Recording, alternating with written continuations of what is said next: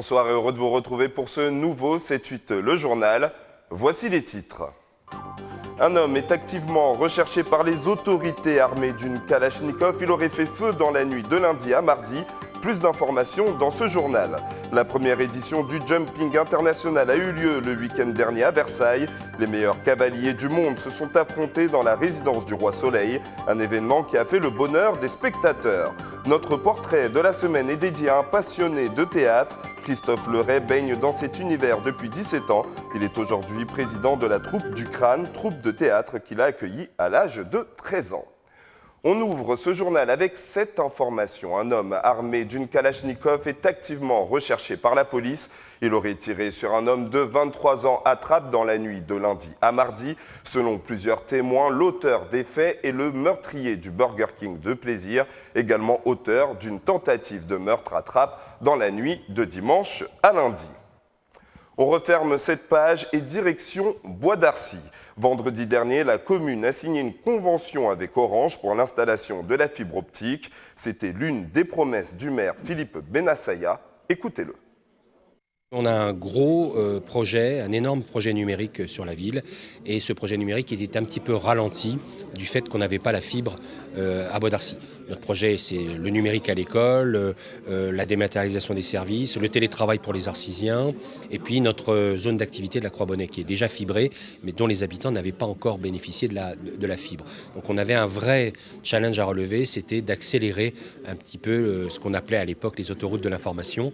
Et c'est vrai que pour l'instant, on avait pris une nationale, une belle nationale, mais on n'était pas encore sur l'autoroute. Il baigne dans l'univers du théâtre depuis 17 ans en tant que comédien amateur ou encore scénographe. Cet homme, c'est Christophe Leray, aujourd'hui président de la troupe du Crâne, troupe de théâtre qu'il a accueillie à l'âge de 13 ans. Christophe Leray, un passionné, c'est un portrait croqué par Mélanie Poquet. Toutes ces scènes aussi dans le château, que vous relookez petit à petit. D'ailleurs, j'ai plein de projets à voir avec vous, on va en profiter. Il n'y travaille plus depuis 2 ans, mais Christophe Leray n'a pas rompu ses liens avec le château de Breteuil. Dans ses scénographies, il avait énormément d'imagination, d'abord.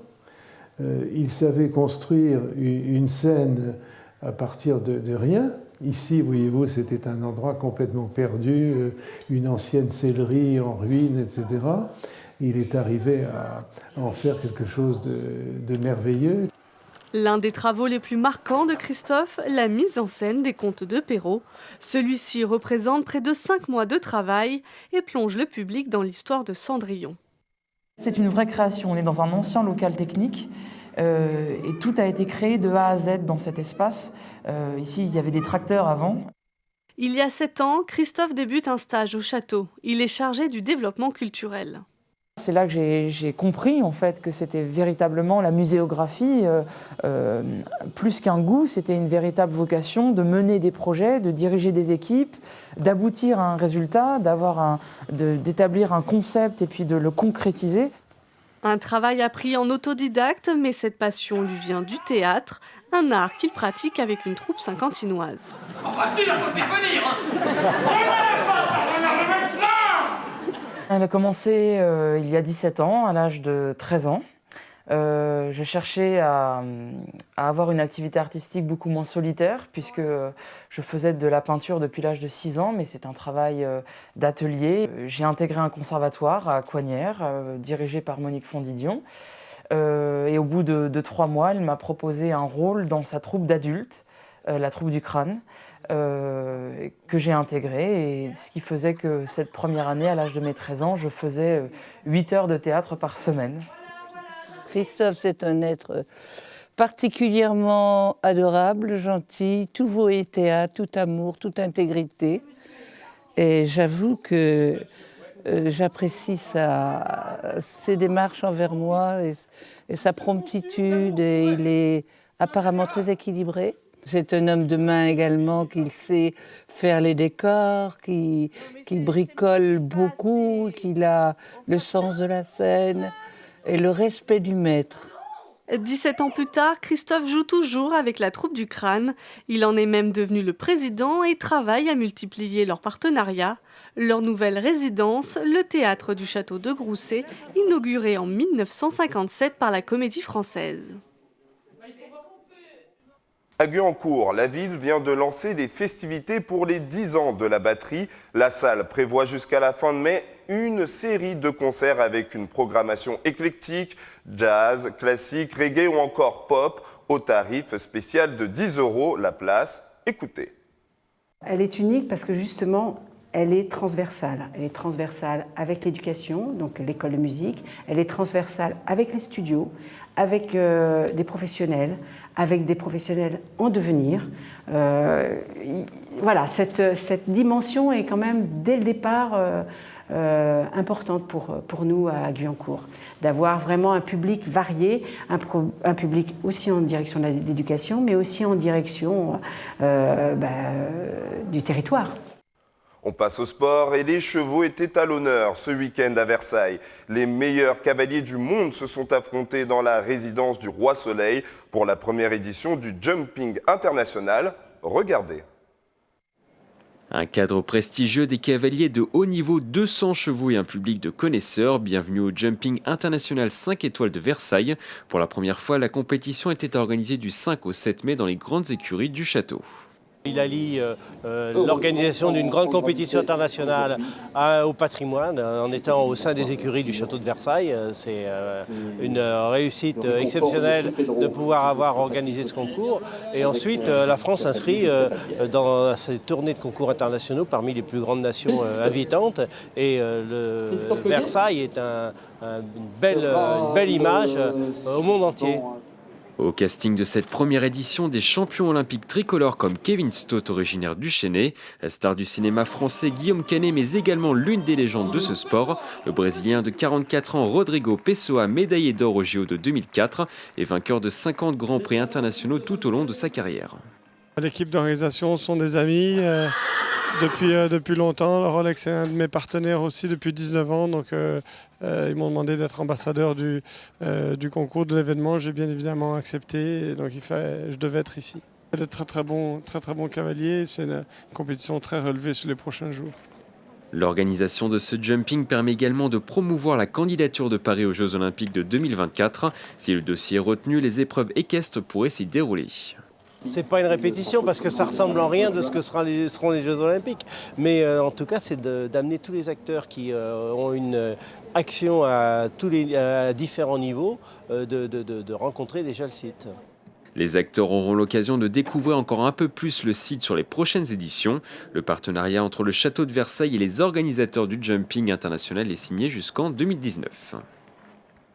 Et les Yvelines ont aussi rayonné en boxe. Adila Moumadi est redevenu champion d'Europe des poids super moyens à 36 ans. 13 mois après avoir perdu cette ceinture, le boxeur élan-courtois s'est imposé sur les terres de l'Espagnol Mariano Hilario en le battant au poing. Prochain objectif pour le boxeur, conquérir un titre mondial dans sa catégorie.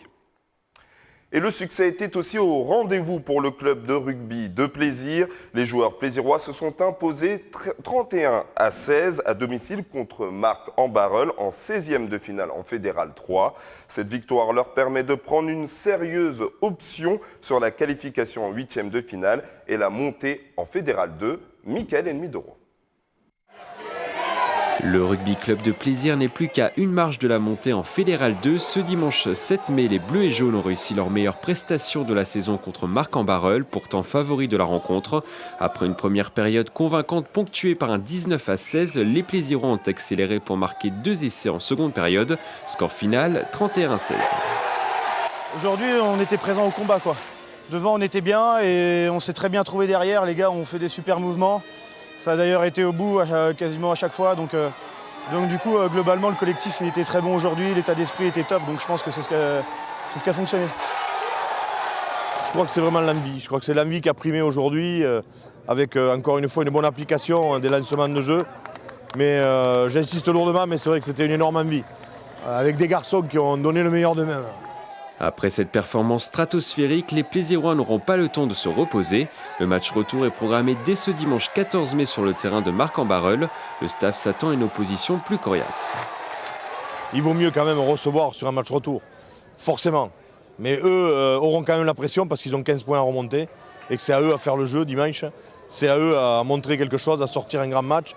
Mais comme nous, on n'a pas du tout l'intention d'y aller en se laissant faire et en les regardant jouer. Donc je pense qu'on leur donnera du fil à retordre. Pour ce match, Plaisir devrait pouvoir compter sur un effectif au complet. Une bonne nouvelle dans l'optique de réaliser l'objectif du club fixé en début de saison, la montée en Fédéral 2 2 ans après l'avoir quitté. Un thé dansant, une première à Plaisir, était organisée à la salle des fêtes des Gâtines, de la valse, du tango et autres danses musettes étaient à l'honneur lors de cet événement qui a réuni 120 danseurs. Ah oui, j'adore la danse. Oui. Et voilà, on retrouve des amis et c'est vraiment une première qui est très très sympathique pour nous. Voilà. C'était le rendez-vous attendu par tous les amateurs de danse rétro. Le thé dansant organisé le 4 mai par la mairie de Plaisir dans la salle des fêtes des Gâtines. Une salle entièrement rénovée, un vrai orchestre, beaucoup de monde présent. Des danseurs, des danseuses qui n'hésitent pas à venir d'autres communes pour leur passion, la danse rétro. Depuis 2008, je danse et j'apprécie. J'essaye d'aller dans les salles que je connais plus ou moins. Le bouche à oreille me fait venir un petit peu partout. Cha-cha-cha, tango, valse, mambo, les danses s'enchaînent. Près de 120 personnes sont présentes. Des passionnés de danse, mais aussi des nouveaux danseurs. Pour d'autres, simplement une sortie, une occasion de se retrouver entre amis.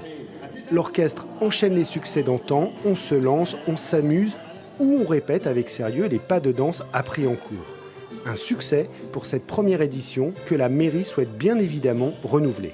La prochaine édition aura lieu le 1er juin. Nous nous retrouverons une fois par mois après la pause estivale. Donc nous reprendrons cette fréquence à l'automne. Changement de rythme, changement de partenaire parfois. Les plus motivés ont ainsi pu danser pendant près de 2 heures. Cette nouvelle activité à Plaisir semble enchanter tous les participants qui reviendront le mois prochain avec plaisir. C'est la fin de ce 7-8 le journal. Merci de nous avoir suivis et surtout, bonne soirée à tous.